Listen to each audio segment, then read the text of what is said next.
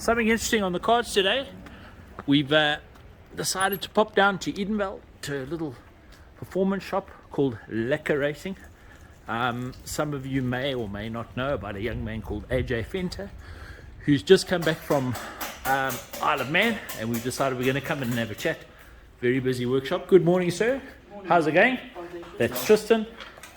And they've got a really well laid out workshop, some beautiful machines on the benches and on the floors waiting for stuff to happen. Let's go see if we can find AJ. They're very, very busy. Check how packed it is in here. Let's see. Come through here. This looks like the engine room. This is where the magic happens. And AJ's dad does a lot of tuning and rebuilds and things like that. Let's have a look. It looks like an Isle of Man bike. Oh, good morning, boys. Hey, morning. Are you all keeping warm? What's happening? What you up to? You're supposed to be working in the workshop, not loafing here at the desk. It's 7 minutes past 12. We're on lunch. Is it lunchtime? So for lunchtime, let's see. He wears it on his sleeve. What are you boys up to? So I'm sat here now just going through some data from the TT. Oh, brilliant, man. We've got a couple of things that we want to reflect on. And now is the time to sit and go through it. Absolutely. We're here to catch up with you about Isle of Man. So what we're going to do, I'm going to pin you down. We're going to have a little chat. And we're going to chat to people as if they know nothing about it. Everybody knows Isle of Man, but what's it really all about? Good man. Mr. AJ Venter, is it cold enough for you today? Freezing. Bloody hell. Oaks, we woke up this morning. You guys in Europe have got nothing. I mean, apparently it's snowing in Germiston. Have you ever heard such a thing in your life? It's absolutely bolting. We had a bit of snow here this morning. Did you? Crazy, eh? It's like a national holiday when that happens in South Africa. So My little local is running around with his tongue. It's the coolest thing ever. Yeah. It's really good. AJ, tell us, okay, first of all, I think the big thing is to introduce you to the people. Who's AJ? What is it that you get up to? We're in Lekker Racing, his performance workshop, which is very neat and tidy, and it's lekker and it's busy. I know you run a motorbike workshop. I know you do training for kids. Yeah, Glenn, my name's AJ Venter. Welcome to my workshop. Thanks for that. They make decent coffee. Come and get one. As you can see, this in my office, this is our bike. This is our TT bike. Yeah. So it's on display that I can sit behind the desk and Drool. plan what we're going to do for next year. Yeah, that's it. But also we've got dyno facilities where we build engines, tune ECUs. My dad, behind the white door, is the clever box where he sits and he's been around for 100,000 years, so yeah. Does all the engine tuning. Other side here, we've got the workshop where pretty much. Okay, that's enough pun for your workshop. He runs a workshop and he does a good job. Come on now, we're here to talk about Isle of Man. And then TT. So I did my first TT in 2013. Okay, where did you start? Let's talk about this. When did the racing bug bite? Let's first talk about racing. So my first race was a PV50. Yeah. I come from a racing family. Yeah. My dad raced, my uncle raced, my grandfather raced. So yeah, PV50s, little mini cross, 1994. Yeah. 4 or 5 years old. I think I'd done it for a year or two. And then I got hurt. I think I raced go-karts a little bit after that, and then I sort of stopped for a couple of years. Played soccer, did what every school kid does. Sure. Goes to school and play sports, play cricket, play soccer. Then I don't know if you remember a guy, Sherwin Beretta. I know the name, yes. Passport Dyno. Yeah, Sherwin, that's Mike right. Dickinson, That's right. and my dad. They used to go racing together back with nationals, and Sherwin was helping Russell, and Mark and my dad was helping Mark. And long story short, Yeah. we used to spend a lot of time at Sherwin's workshop. And they came up with a thing to put me on a 50. Yeah. And Northern Regions Racing back then was I remember that, yeah. 50s, all that. So I jumped on a 50, 2001. Isn't it a shame that we've lost all those lekker little bikes? It is, Because that's grassroots. That's what it was. So to jump, Malati was riding his PV50 for the first time a weekend, and I was at Vereniging. Yeah. And we were talking about they've just raced in Polokwane. Yeah. And I was showing them videos of the 50 racing that Yeah. we had at Polokwane where there's 15, 20 bikes. Correct, yeah. So it's a shame because it was an error. Those two strokes were Correct. right, Yeah. And everybody tuned them to go as fast as they could. It was absolutely brilliant to watch. Yeah, and then there was a racing. And they were inexpensive. If you think about Exactly. it, back then it was a cheap form of racing. I think we bought my 50 for about $4,000. I think we paid back then, and a set of tyres last year the whole year. Yeah. You just put petrol. Absolutely.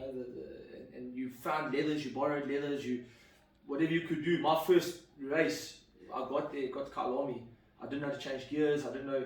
My dad and Sherwin sort of held me in pit lane and got the bike to fire and said, "We'll catch you when you see the flag come in." Absolutely, that's it. And you wing it, you know. Baptism under fire. 100%. So then you carried on. So obviously you raced the 50s. Where did you go from there? So yeah, 2001 50s, 2002, 2003 was 50s. I rode a GP125 in 2000 and in 03. Yeah. 04 we rode 250 Power Sport. Yeah. 05 I jumped on a 600. Yeah. 06 I jumped on 1000. But fortunately enough, we got one of Russell Wood's 600s. Oh at the wow! time. So He we- raced for Yamaha at the time. We That's got right. a good bike, yeah. And then Yeah. that was end of 05, and then that was sort of the era of national racing. Yes. Where it was 600s and 1000s. That's And right.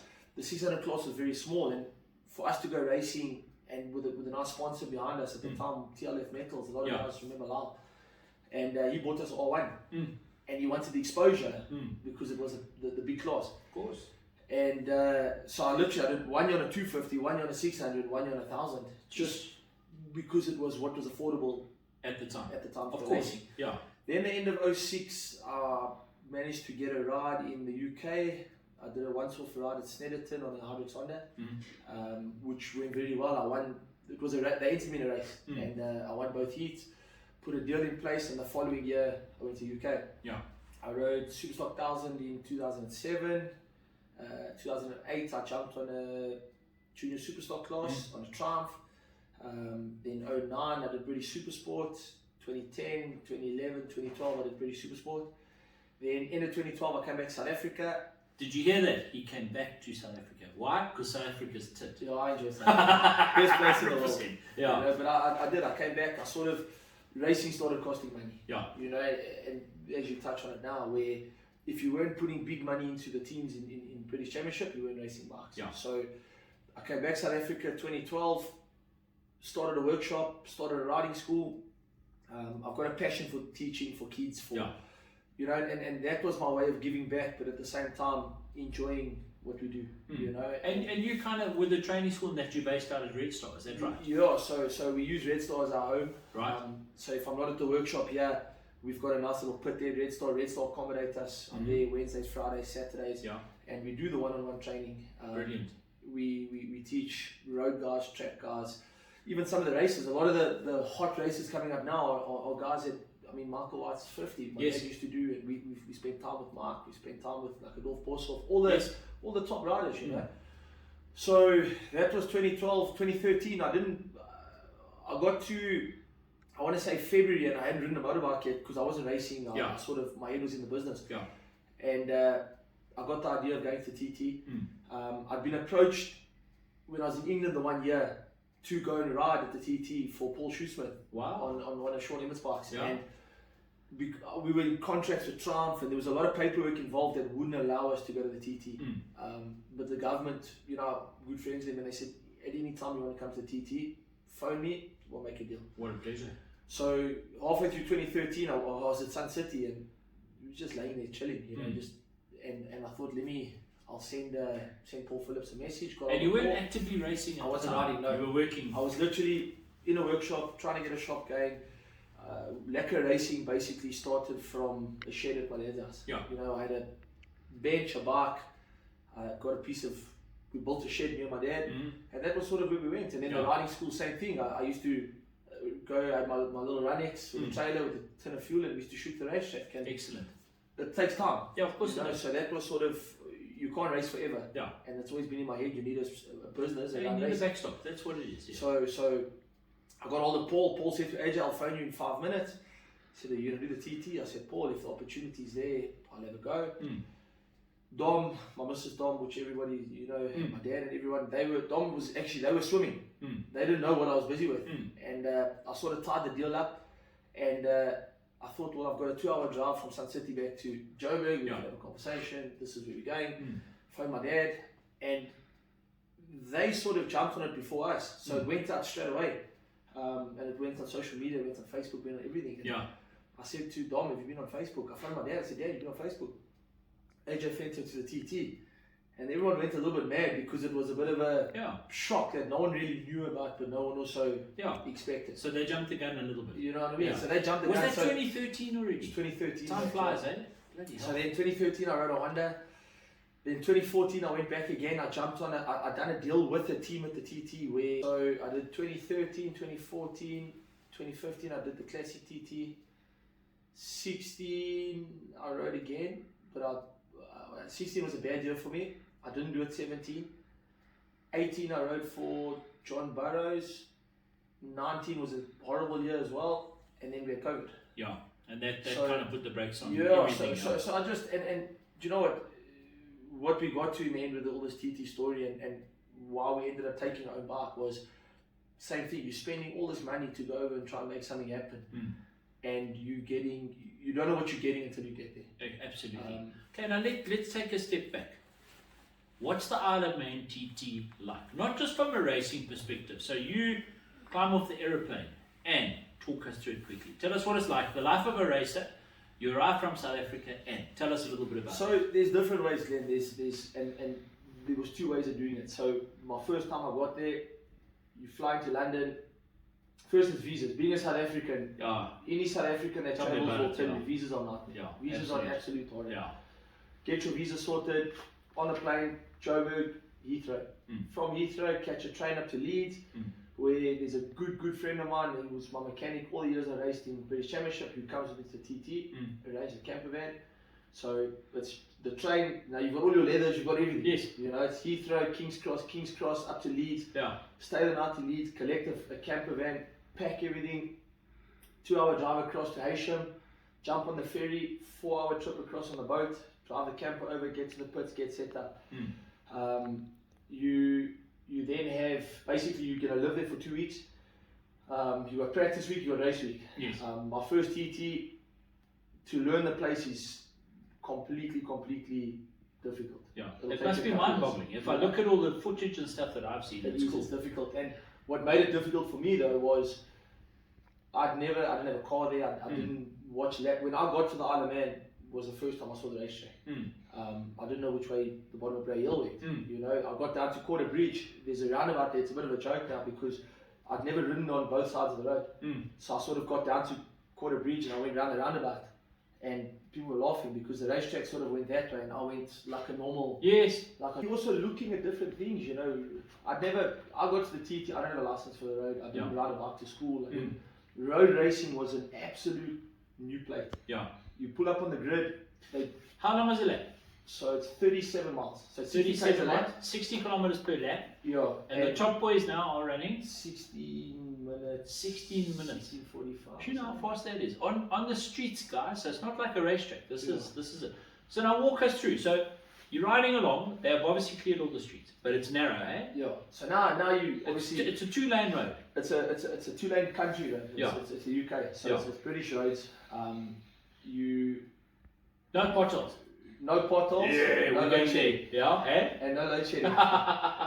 And So the traffic lights work. You have to stop. so they turn all the traffic light, they blank all that stuff off. When you get there as a newcomer your first time, they'll do what's called a newcomer's lap. Yes. Okay, so you'll pull up onto the start line, they'll send you out behind, they've got Milky Quail, sometimes John McGuinness will do it. And I went to Milky and sort of he knew us from racing, Yes. races. Yeah. And I said to him, Milky, It's a family. I've never been around here. Yeah. How fast is this newcomer's lap? I don't want to look Yeah. around and you ride away from me. He says, Angel, don't stress. He says, it's a 90 mile an hour lap. If you have an average of 90, you'll be okay. He says, you can ride them up, just follow me. Yeah. And I was on a Fireblade. And I can promise you now, Glenn, you pull off first, second, it's all fun and games. Yeah. You know, but when your head already pops because you sit there for 5 minutes, you've got no tire warmers. Yeah. Where we used to tire warmers, Yes. you know, racing British That's Championship. right. No tire warmers, no one's cleaned the Stand the street racetrack. bike off you. They closed the road half an hour before we got out. Sheesh. So half an hour before they close all the everyone's gone home from work. Yeah. It's a public road. You pull off down Bray Hill and we started going through the gears and I was fine. First, second, third. When you start pulling fourth, fifth, you just start rolling off because you're going so fast and you haven't got a clue where you're going. Yeah. And I thought, shit, I don't know if it's easy for me. Yeah. You know. So I did the lap. And towards you get to the mountainside, which is a lot more open. And over the mountain you can see a lot more. So a lot of circuit races settle down on the mountain nicely because it's very flowy. Yeah. And I started to catch him again. And I enjoyed it. And I came into the pits and I said to my dad and I said, guys, you know, It's an eye opener.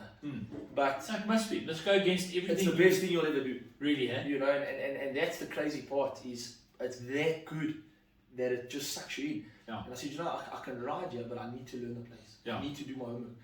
And I literally, for the whole of practice week, obviously I knew the organisers because we didn't have a car. Yeah. Every time they'd go out to go and build a grandstand and put signs up, we jump in the car and we catch a lift. Yeah. And you just find your way around to try and do as many laps as you can. Put it in your head. Yeah. To try and learn the track, you know. Okay. And then we built from there. And you know, I look now and all the years that we've ridden, I know the course. You'll never know it as well as you think you know. Yes, absolutely. Do you know what I mean? You always Even look if at you it. live there, I would imagine it's different driving at Of Jupiter course. and going at Mach 4. If I sat and I spoke you through an onboard lap, you'll think I know that place Yeah. phenomenal. And I know the feeling. mentally, I still don't know it because Yeah. I'm still learning. You know, you learn bumps, you learn the wind, you learn the road, and it changes. Yeah. You know, every year you get back there, it's a year later. Yeah. So houses change colour, Yeah. or there's a bump you didn't know about, Yeah. or you know, the good thing with the Isle of Man is they don't change the circuit. They don't. If anything happens on the race course, it's for the benefit of the TT. Okay. So you're never going to come into Parliament Square and hit the speed bump. Okay. Do you know what I mean? Yeah. Um, Well, it must be a huge money spinner for the island. I mean, I looked at some of the figures, and it's massive. And to me, it's absolutely incredible that we can still have an event like this in this day and age of nannies, where you can't do this and you can't do that. It's quite astonishing that it can still carry on. I promise you, every year I go back to TT, and this year there's South Africans that you meet, and there's people that you can. I take them in a car, I Yeah. take them for a lap, and I drive down Solby Strait, and every time I have the same thing. Where in the world? Now Solby Strait is one of the fastest places. Yes. TT. Okay, Hickman did 200.4 mile an hour. It's 325 km. It's crazy, eh?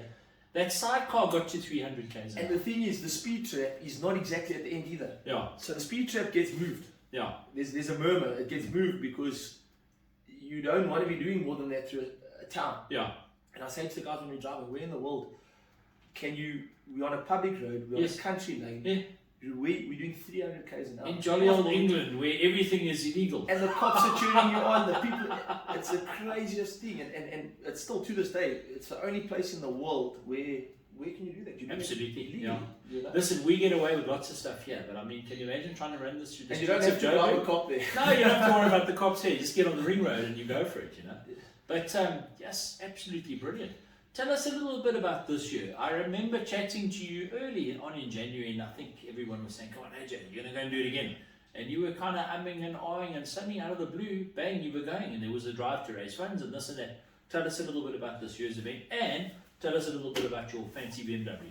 So this year was literally, I want to say, the best year I've ever had at the TT. You know, I've got to put that out there. Tristan, I want you just to quickly turn the camera around and shine on that signboard behind you. Stand up quickly. There we go. And was a gift there. there you go. Can you see that little? You joined the 125 mile an hour club, Yes, eh? That's yes, brilliant. yes. Tell us a little bit about that. That must be special. So my fastest lap I ever did at the TT before this year was 120.8. Yeah. On a flying lap. Not quite there. Yeah. So, but I've always battled when I've gone there, and I've battled with either a bike, mentally, tires, money.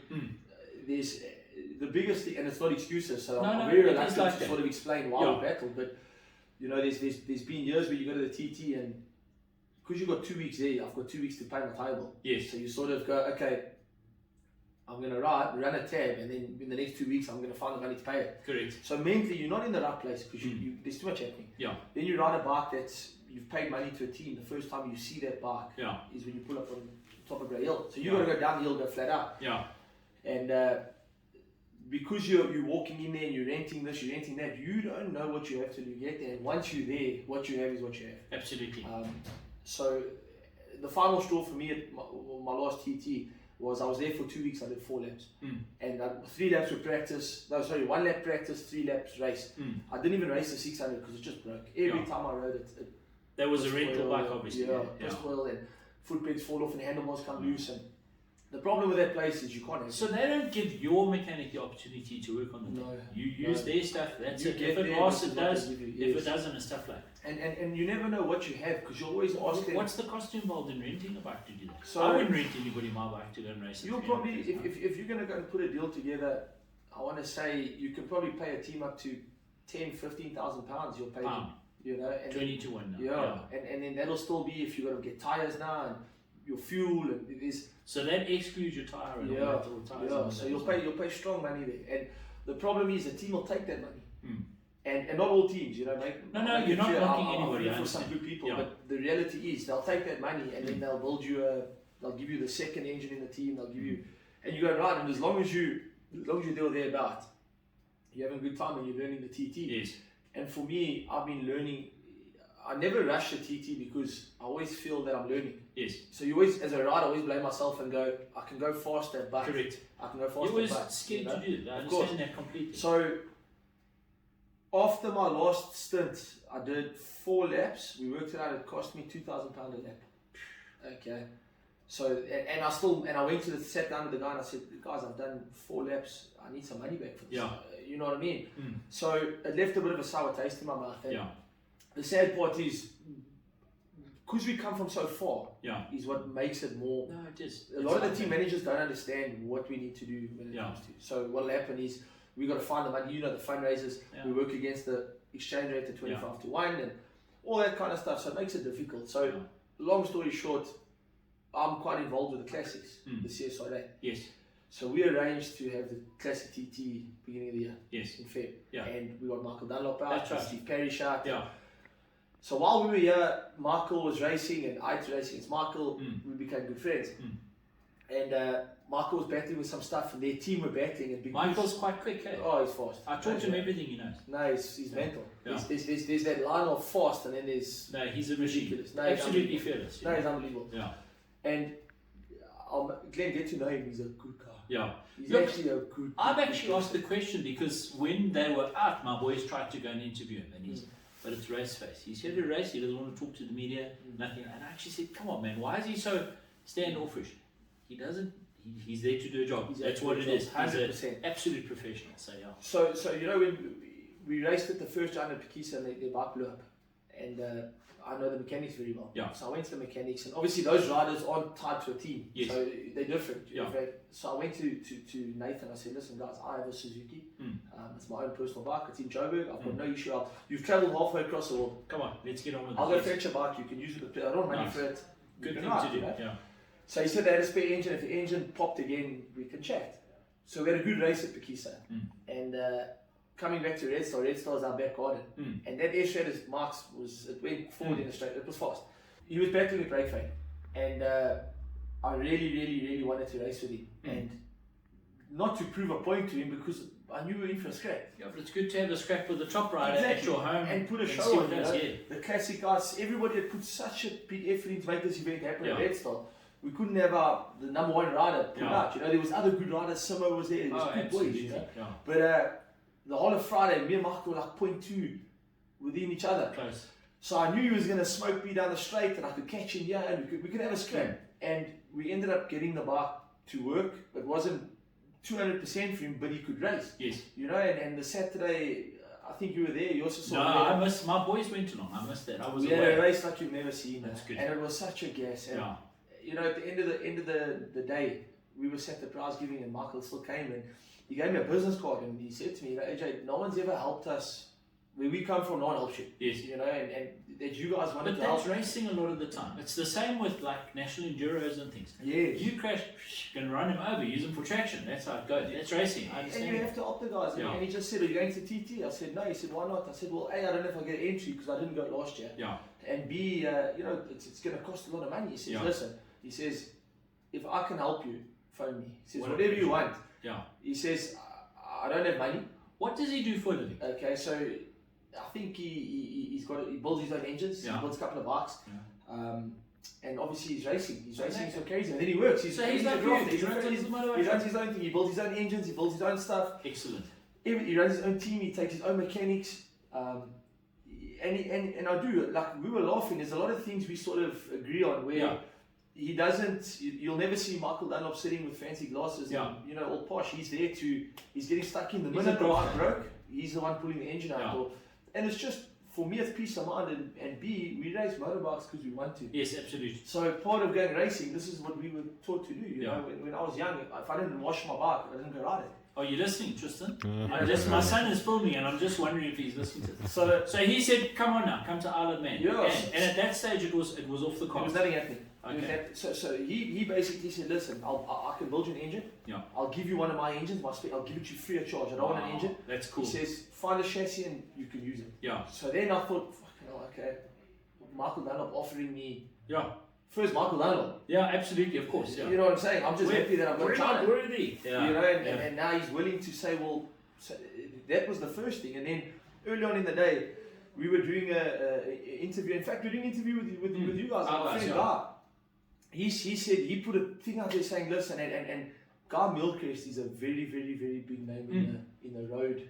That's right. motorcycle Yes. Yeah. clubs and Yeah. very He's good from the friend of mine, 49ers. from the eh? 45. 45. That's right. And I Yes. taught Guy, you know, Yeah. and I spent a lot of time, and he's been good to me. He's a good man. Yeah. So Guy, in the interview, put out there that he pledges and he challenges all the bike clubs. Yeah. 45s are giving us 2,000 Rand, and he Yeah. challenged. So now, that sort of Monday morning, the phone started ringing, and all the guys are phoning saying, I remember. AJ's going to the Sean TT. put that up. I do remember Yeah. that. Yeah. So you couldn't back out after that. You were Exactly. buggered. I Yeah. sat down, I said to Dom, I don't know what to do here now. I said, because the signs are telling me, and I'm not a signy person, Yeah.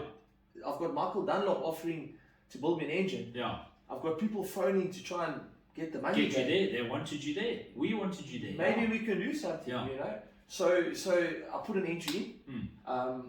I then put a post on Facebook just for our social media to say, you know, entries through to see if it creates Yes. something, which had created a bit of a hype. Yeah.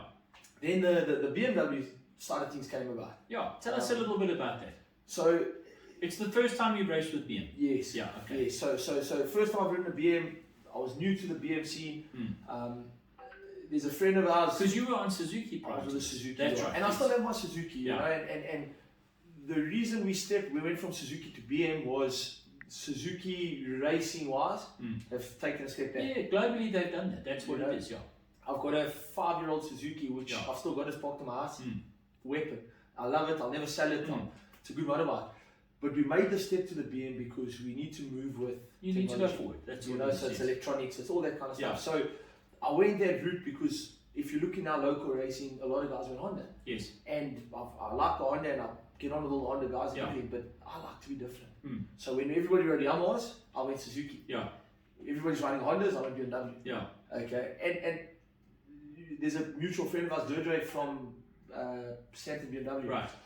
We got chatting and we came up with the idea, well, BMW, he's got a good customer, good friend of ours, Mark Yeah. Gilbert, who had a BMW, which we ended up building for Mark, and he lent it to me to get riding. Right. You know, and I was going to race in the local championship and Yeah. jump on that BM. So then we went to Mark and we said, Mark, what do you think of the TT? And he said, well, they big avid road riders. Yeah. They go to Magaliesberg, they do Correct, Shades, yes. they Yeah. love the road racing. And the TT, which I didn't realize in the last 2 or 3 years, has grown on social media. Massive. Oh, it has. And that's what's come back to South Africa. Yeah. So everybody else is asking now that they're aware of the TT Yes. because of social media. When Yes. we first went, it was no one really knew what it was. It was well known globally, but So now it's become a lot more popular. yes. So Mark just said, well, AJ, there's a BMW. What do you need? Take it and go ride at the TT. Wow, that's cool, eh? So now, same thing, back to the drawing board. I've got Michael Dunlop. There's people phoning that want to help us. Now I've got a motorbike. I've got to pursue it. Yeah. You know, and then I thought Jacques van Wijngaard, which a lot of people will remember from Red Star. Yes. He lives on the Isle of Man. That's Every right. year I've been to the Isle of Man, he's been so good to me. Yeah. You know, and we used to sit and when I was battling and I broke down at night. I mean, Jacques was the one that would come find me on the course somewhere. Like he said, AJ, why don't you do your own thing? Yeah. And I said to him, it's going to cost too much money. Yeah. He says, I'm telling you now, what it's spending now, it won't. Yeah. So he planted that seed, you know, and now all these stores are lining up saying, guys, let's get a motorbike. Yes. So we then started building Mark's bike and I started phoning around, trying to get a couple of things, having coffees at Santon BMW. Yes.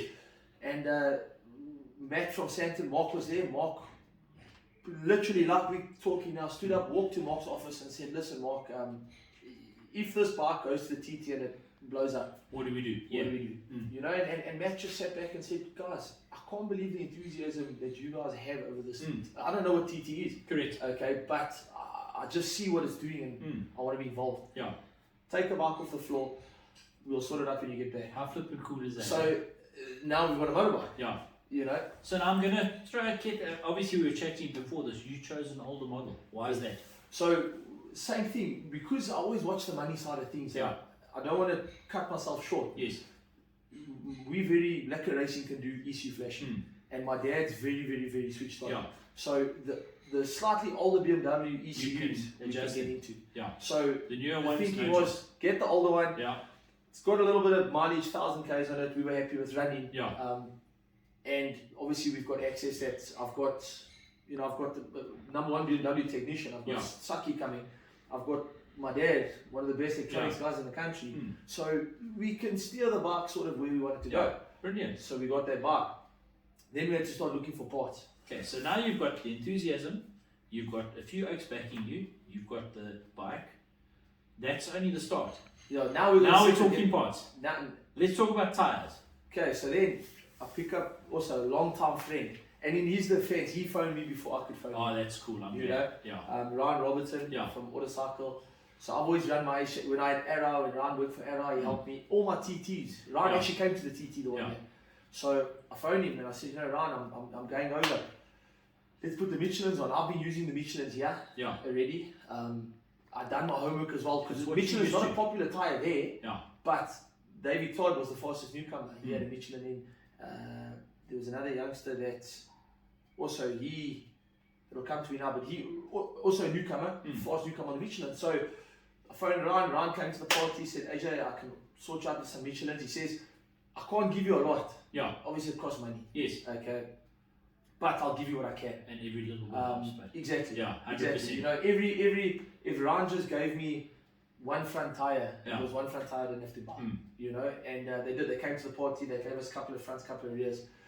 So that was the tires got sorted. Then we found I needed body kits. So I managed to find body kits of some crash bikes we had here. We sent them in, got them sprayed, got them repaired. So you see, just for anyone interested in doing something like this, you don't have to go and buy new. Just because you run a motorbike shop, you've got a few connections and things, but you fixed it yourself. Yes. That was it. Yes, we just Tell me about prepping the bike now. So Then we're talking about this big tank in here. Tell me a little bit about So that. the tank was one of our biggest problems. Yeah. Okay, and to buy a tank for this BM, you'll see the tank actually comes down and it goes into the bottom. It's actually Correct. touch it. I just want to remind the guys, one lap is 60 kilometers. It takes roughly 18 minutes, is that right?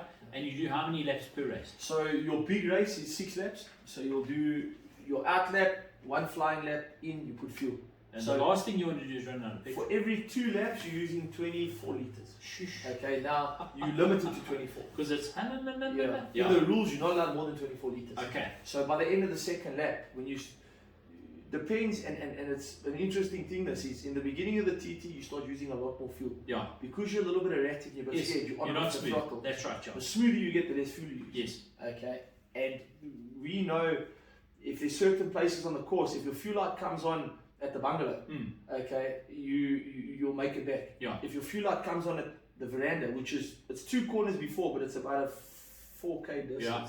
you're not going to make it back. The bungalow and the veranda. How's Yeah. it? Those are the things that you need to remember. And even this year with 24 liters, we used to come out of the Craig and you get a surge and it comes back again. And then onto Pisher, you get so you literally brimming. You're coming back with Yeah. maybe a liter and a bit. Wow. Okay, then you got to make it, fill it, and you go back out again.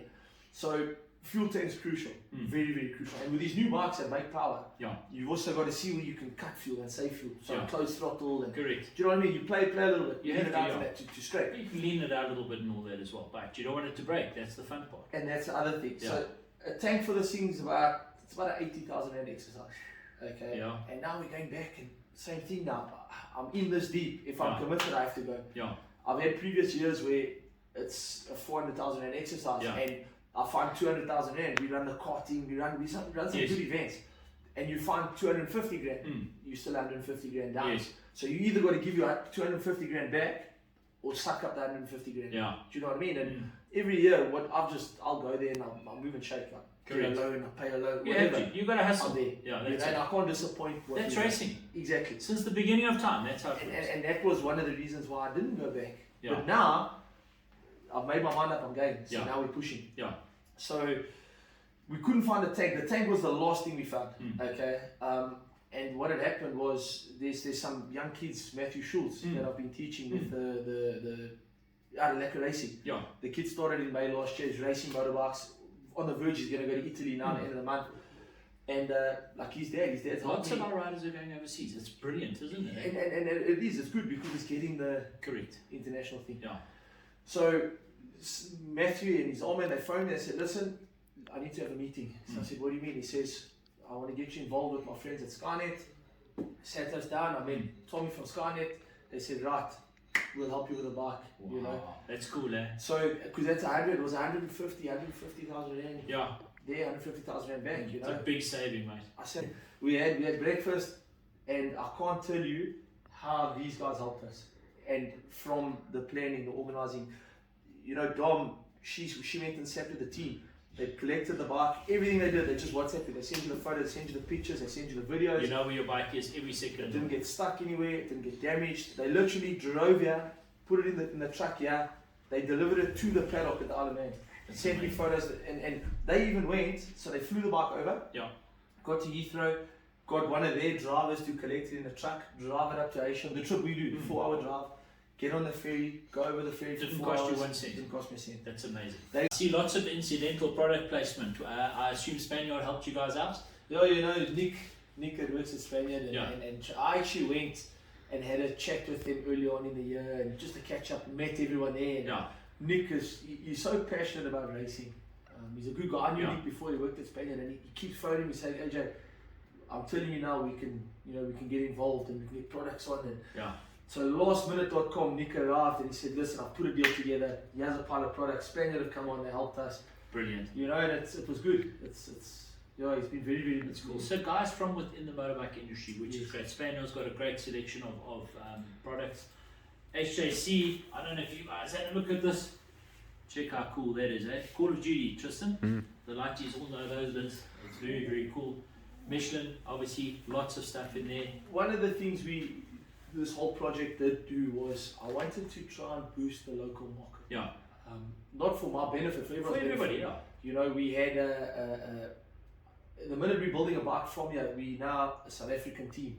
We got South African mechanics, South African courier that transported the bike. Yeah. You know, and the South African products like. And it's the Spaniard. first time you've had this. And it's the first time I've ever done it. This First is time it. we've all done it. And then the whole thing was to set. I wanted to beat my best lap I ever did. There, Yeah. which we did comfortably. And we had small issues whilst doing it, which was Yeah. good, you know. So all the boxes we did, we ticked. So there's a South African bike, South African team, fastest South African to lap the TT Now, course. you hadn't ridden this bike until you got there. No. You were saying now, your dad had it on the bench and So, and it was just a time thing. You know, we built this bike, put it on the dyno, my dad mapped it, he rode it on the dyno, I was at the short circuit. yeah, And had to go straight in the crate. So the first time I rode this bike was the first night's practice. unreal. Eh? That's You know, that's and cool. Lots of faith. How What does was that sound? cool, it didn't miss a beat. I'm Yeah. still standing, you know, it Yeah. was good. Just walking around the bike, I see lots of cracks and this and that. Obviously, it's a hard course. I mean, you owe the flat taps, and you see the guys doing those little jumps. Whang! Tell us a little bit about all of that. So- And I can see lots of. If you ever look, there's a hole. Come on in a bit, T. Inside here, move these up the way, I'll show you. There's a nice little hole in the bottom of the thing here. And that's just from the constant grinding. And that's just from every night you go through places like Pagero, you go through places, big jumps, Battlecry jump, and it's just a vibration. Yeah. You know, everything we did on the bike, so you'll see, if you see there's a bit of movement, it's rubber mounted. Yeah. So what we did was we tried to secure everything we could. Yeah. Okay, we put rubber mounts. I took inside the belly pan, I put metal plate, fiberglass over Yeah. it so that it doesn't shatter the belly pan. But Yeah. as the 2 weeks went, it just gets thinner. So and thinner. a standard motorcycle wouldn't last. No. There's just no chance. No, it wouldn't Because last. it's just constant punishment. Eh? Exactly. I mean, in the last race of the senior, I actually snapped the clock record off completely. And to be honest, it's 2 weeks of operation. Yeah. It's 2 weeks of being hammered on a public road. A lot of bikes break subframes. Yeah. Often. Mm. And like what we do is we go to the. You had this made. Martin Blake made it for us. Wow. And you said the time frame was chop. He literally made this in the morning. And that was done in order to accommodate your big tank. Yes. Okay. Yes. And to fit, we had to move the tank, to move the seat. We had He's to a move craftsman here. I'm just looking at the work. all the battery and everything that came out of it. And Yeah. it was on a phone call. I literally, the tank arrived, I phoned Martin, I drove there, he made it while I waited, That's measured brilliant. it, and we went back. And I was very happy with this. And the reason is the previous bikes I've ridden there, Yeah. subframes break all the time from smacking. You can see Yeah. how this takes a spare seat. This seat we smashed as well, just as it's Just it's takes punishment. It's just the bumps, and Yeah. it's no one's product. It's more the nature. And it's of the not course. just bumps. I mean, it's flat taps. But Yes. it's like being just being in a boxing hammering. ring. That's yes, what it is. Yes. Local pipe. So this pipe, same thing, a rotor pipe. It was the new ones that Neil had made good power. This pipe pulled. I've And got it new didn't fronts skip a with beat. it. Didn't miss a beat. Even chains, I've got local chains. I've got Yes. Regina chains. Yeah. We use a chain for practice week, a chain for race week. So 2 chains for the whole. Two that's chains, one oil change halfway through just for the mile. I think we did 1,800 k's in practice week. amazing. Tell me something. What's your gearing like on a bike like this? I mean, So we ran 1742. yeah. for What? me. Okay. So what would you run at? Let's say Pekisa. What would you run there? So this the- is just to give you guys an idea. For Kisa on a BMW, you'll probably run a 1545 ratio. Okay. 1545, 1546. Standard road bike off the pink is Yeah. a 1745. Yeah. Okay, we now running 1742. So we 3 teeths longer. Smaller, gives you longer more top gearing, speed. Yeah. more top speed. So that gives you an idea of what So- the other so main we- circuit is like. The data that I was actually going through with my dad just now when we were doing is the top of the mountain mile, I did 300.7. Okay, and the thing with that place is you're pulling long gears. So Yeah. a lot of the course is 4th, 5th, and 6th. Yeah. As it's rolling through, and you want it, you got 200 horsepower Yeah. at sea level on a public road Mm. over bumps and jumps, and you're trying to aim it. Yeah. So you got to make the bike long. You got to try and get it low to Yeah. make it stable, Mm. but not too low that you smash. You like you see Absolutely. there that you hammer Yeah. it. You've got to find that happy medium. Tell me about the suspension. It's not standard. So we ran K-Tech suspension, Yeah. aftermarket K-Tech suspension. We ran in it. If I had to talk you the whole bike, Why K-Tech? I'm a K-Tech man. I use K-Tech. And you can UK. adjust it from front to back. Fully adjustable. You got shock length, compression, rebound, spring. Okay. I also had a lot of support. There's a friend of mine in the UK, Motor Shocks. Mm. He's a K-Tech agent, Okay. and he was there full time to help me wherever. It's amazing, I eh? mean, the back shock, the front end, he gave me a setting, bolted it in, worked the treat. Yeah. The back shock, he serviced it for me after practice, just from it being hammered. Yes, of course. Bolted a setting in, didn't miss a beat. That's amazing. And And the engine held together. Tell me something now. The most famous trick that everybody does, they get an engine and they soup the hell out of the thing. so Stock motor. this engine's never been opened. All right. So it's a stock BMW Stock engine. engine. Do you need more power? Not really. No, Yeah. no, You want it to no, handle please, properly. no. You can ask my dad. Yeah.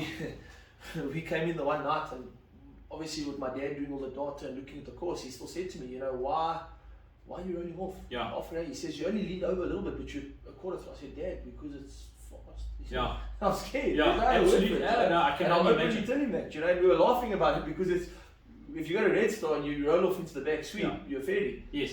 I'll tell you why I'm rolling off because it's fast. Yes, absolutely. And the rules that we ran. So this is a super stock bike. Yeah. Now there's Superbike Senior, Super Stock. Superbike and Senior, there's no rules. Yeah. World Superbikes, big 250 Do whatever horsepower you engine. like, yeah. But if you can go quick enough on the stocker, you race it. And you'll beat him. So Yeah. basically, but super stock rules, you're not allowed to touch the engine. Mm. We, in South Africa, we can do a head gasket and a breather can. Yes. We didn't touch it. This engine is absolutely stock standard. And it lasted. We put an exhaust on it. Yeah. We sorted the brakes out, it's got Mhm. braided hoses on it. Okay. We played with the ECU, put a pipe, put suspension, gearing. That's it. And And then you brace it. You'll see. So there's double lockings on all the springs. Yeah, I can see that. Typical race setup. That's what it 100%. is. And Tell me that's about it. things like spill bottles and things. Do you guys do those? So no, you run there is a breather bottle here. You'll Yeah. see where it comes out the tank. Yeah. Because you're running such a big tank, you run a breather here to stop an airlock. Okay. So you will run there. Your belly pan must be sealed at the bottom, so that's why every night we went to fiberglass. Yours so isn't that sealed anymore, yeah? So Yours that is you air can- conditioned. so it can hold for a blow up. You know, Yeah. if you smack a sump. Everything's got to be lock weight on your Yeah. sumps, calipers, any bolt that you can, you lock weight, you brace. And that's it. Other than that, nothing fancy. You get the bike, steer it where you want it. These modern day super bikes are good enough. to No, go they forward. are. They're insane. What we did have to do though at the back here, and this is where Martin helped us, was because the fuel tank comes down into the seat, Yeah. we went to move the battery underneath it. So Okay. we extended the battery terminals down here. Yeah. You run a little. You'll see there's a light here somewhere. Yeah, I can see Okay, that. you have to run a rain light so Yeah. that they can see you on the thing. Other than that, stock standard motorbike. That's it. Fantastic. 25.9 mile an hour. Okay, now tell me, you're doing a lap and you've said the Our Father at least 3 times, off you go, bang. I can only imagine how important is the mental part of this? Would you just switch off and say, sure, I'm in your hands now, let me open the throttle? How does it work? You know what? This year changed my mental thing a little bit. Yeah. It is a head game. It's a physical beating, Yes. which everybody I can knows. only imagine. You know, your Looking at your shoulders, motorbike, I can only imagine. Yeah. It does. It's 2 weeks of hammering takes it out of you. And just to give you an idea, if you go to a track, your bike comes off looking exactly like it went when you rode on. In Yes. fact, that's it. This is street racing. This is on the street. So the Different 6 lap kettle race, fish. a 6 lap superbike race is just over 2 hours. Yeah. Okay, it's like racing from here to Velkom Yes. through all the suburbs. Yeah. You know, so it's physically Just no potholes. It's, Yeah. it's hard work on you, you know. Yeah. Mentally, it is, but when you're riding, it isn't. If Yeah. that makes sense. I'm So with you. for me, like because we ride at night, road racing is very old school still, which is nice. It's Yes. traditional. Yeah. So if we were at the TT today, tonight's practice is at 4 o'clock. Yeah. Obviously the UK it's summertime now, so it gets dark later on. Yeah. So we'll be working on the bike, going through everything. Mentally, you'll be driving on your own, and you go, you know, if I crash tonight, I can hurt myself. You know, I can kill myself. But that's the case every time you jump on a bike. Exactly. Doesn't matter. You know, so you've got to make peace with that as Yeah. soon as you can. Yeah. You know, and understand when you ride that bike, you're riding that bike for yourself. Mm. The best feeling is you pull up the start line and you see how they start you, they tap your shoulder. Yes, you it's get amazing. that- And you get apparently that it's the same Toppy who's been doing Yes. that almost since this event started, Yes, you know? yes. So Doof, and off you go. there's a documentary where they actually ask him, how do you feel being the last person to potentially touch a rider Yes. when he rides? You Yeah. know? And for me, it is. It's once you pull off and you get going, like there's a piece just down the start finish line where you just get up to 5th gear, where you always pull a big wheelie there Yeah. because it sort of kicks you. You know, it calms you down, and Yeah. once you get going, it's the best feeling riding. But your mind's busy. Yeah. Your mind's very very busy because you're thinking all the time. So when you finish, you're more mentally drained than physically drained. Don't get me wrong. That you was my beat it. question. Yeah, absolute. And the craziest thing like this, at the end of the senior race, we walk down to the pits and everyone's there, we have a laugh. And you sit down for 5 minutes and your body's just, you're done. Yeah. You're done. And I it's can only crazy imagine. because I didn't sit down and go, okay, let's be tired now. Yeah. I was done. No, you finished. It's like running a marathon. But I can after the imagine. other races, you're so excited because you've come in and You're stoked. we went forward every race. Yeah. We had issues in the pits. We had problems where it wouldn't start because we didn't know. Yeah. If that makes sense. So we've learned so much. Yeah. But the negative things that held us back were nowhere near the positives. highs, So absolutely, yeah. So like, I mean, the fuel cap didn't bite properly, or we couldn't clip it, and no one cares. It's Yeah. like we did 125. That's what we wanted to do. Yeah. You know what I mean? So after every race, we always came in. I did my fastest lap. I passed 4 people on the road, which Yeah. I know I would have lost a bit here and there. As a racer's always got something Yes. in his head, Of course. you know. But I didn't care that there was 4 people in the way. Mm. I was happy I did 125. That's brilliant. You know, and it was all of us. That everybody worked together. Now tell me something also, you're obviously rubbing shoulders with some of the race guards out there. Tell us about some of the characters. Have you met Guy Martin?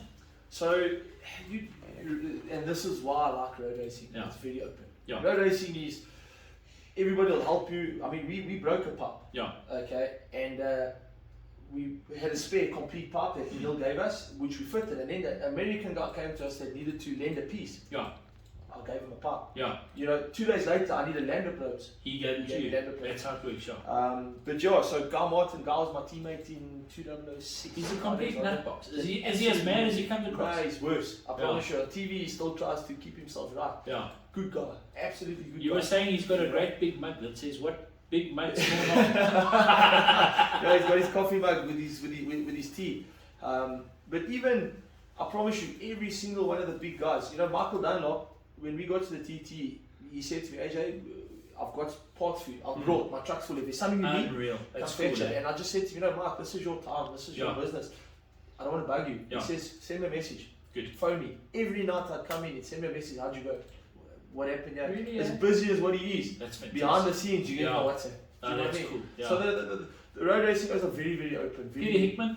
Hickman's a good guy. Yeah. You know, I've known Hickman a long time because I raced British Championship Yeah. with Hickman. So I can see him and have a cup of coffee with him, Yeah. and you can talk with those, catch up with them. A lot of the that's guys, a lot of the Europeans, like the newcomers, will go and find the British guys, sit Yes. with them and jump in the car, because during the day you're bored. Yes. So you can, hey Pete, can we do a lap? Yo, Yeah. let's jump in the car and he'll drive. And everybody's got it. I might turn in at that traffic light, where he might turn in at that traffic light. Yes. So all the road races, and without throwing names, but Yes. 99% of them would be Lee Johnson. I know Lee. Yeah. Lee was my teammate. You know, we stayed together. Lee's a good guy. You know, I phoned Lee for a tank. I phoned John Burrows. I rode for John Burrows in 2018. He's a legend at the TT. Yeah. You know, every night John would come and ask you, how did you go? What did you do? What did you need? My battery, so the BM batteries don't have enough cranking power to start an engine. Michael Rutter's team, Warren, and there's a few of the guys that work in the team. They my old mechanics from British Championship. They lent us batteries. So yeah, you sitting there as Billy No Mates at the bottom of the paddock Yes, with, yeah. with a leopard skin. We're the poor cousins from 100%. down south. That's But us. everybody comes there to come help you. You know, if you Oh, need that's the cool. guys from Motec, you know, the guys in the UK, BMW, Motec, the suspension guys, like I was saying. Yeah. Came in service. Everybody's there to help you go forward. It's flipping You amazing. know, so and that's what I try and get that into the South African market as well, because you know the story. Racing can be very, people want to win, I understand. Yes, yes. But work together. You'll We say be lekker. 100%. Or be exactly. lekker. Yeah, That's be what it is. yeah, I be bet lekker. that's where you got now. Yeah, Your job be came lekker, from. yeah. So, yeah, some of the big names in road racing, they're big on social media, but in the paddock, Yeah. you all drink the same cup of coffee and they all shower in the dirty toilets at the bottom of the paddock. Do you know what I mean? Brilliant. That's what. Because we all have a shared passion at the end of the day, isn't it? Yes. Like that. You there too as well. And I get it on the rides that we host. Some oak will be there on the latest and greatest bike, and some oak arrives on an old clapped out thing. They're just too happy to help. Whatever which is- you need which to is do, what you makes can it do. nice. Yeah. Parting thoughts. Isle of Man TT. Okay, quick one. I'm going to ask you another question. Real cost. I'm a track racer, and I decide right next year I want to go and do Isle of Man TT. I'm in for $500,000 plus a bike, approximately. It's going to be about half a bomb. Yeah. The It's not hardest as expensive problem as doing Dakar, for No, example. You know no, what I no, mean? it's not. It's not. I would have thought it would be similar to that, James. You're- It's 2 weeks of racing. I can tell you your costs, your tires. Yeah. Tires are expensive. Yes, of course. Your fuel. Yeah. Your fuel's expensive. Your living costs for 2 weeks. Yeah. You know, you got to eat, and your guys have got to eat. Yeah. That becomes a cost factor. Mm. And the hardest thing for all of us is the exchange rate. Yes, of course. You know, you're working to 25 to 1. Yeah. That's- we can see it with that's what every component we buy in South Africa. Yeah. We know that. It's one of those things, you know. And believe it or not, it's still, and I've yet to finalize. You can see the office is still a bit mad because the bikes arrived last week. I've yet to finalize my exact figure, what it cost me, where and how, but I can tell you, doing our own project and having the people get Yeah. involved, it's definitely worked out more efficient Yes. than it was paying a team, walking in there, dropping off a bar, and you walk home with. So there we go. If you want to do it, go Yeah. and support your local motorbike shop. Let them run it for you. So we are, and I can make it knowledge. I'm working on a project for next year where I might run a second Oh wow, that's cool. second rider. Okay. And we're making the South African team bigger. Nice. Um, We're not allowed to say anything yet, obviously. no, until no. it's Look, they've got to looked at. confirm the entry as well. Yeah. There is a process in terms of getting an entry. Yeah. So that's why it's a bit in the air. But my personal plan is to expand, run a two-man team, get a newcomer in, teach him, and the whole thing is we're getting South Africa on the map. Yeah, absolutely. I know there's Well, a lot of look how well we do overseas. Exactly, It's we've got a lot of phenomenal. issues in this country, Motorbikes, but- you just look at it. Gee whiz. the way the South African market got behind this, the exposure that it made, all the things. People just phoning. I mean, a guy will walk into the shop here and he'll give Dom like 700 rand Yeah. and go, Whatever's in just his put it wallet. into AJC. Yeah, put it in your gas And, tank. Thank you. you know what I mean? And it's 700 rand I didn't have, don't get me Absolutely. wrong, but at the Yeah. same time, it's someone thinking, I Yeah, want to be a part of it. yeah, that's cool. You know, and one of the things we'll run this team, we also, I'll probably set up a tour, take a few people over like Clint did, Yes. more because 99%, we had guys come over with us this year that are customers that ride Yes. with us, that will come up and start talking, and eventually I'll look at the guy and I say, just come. Yeah.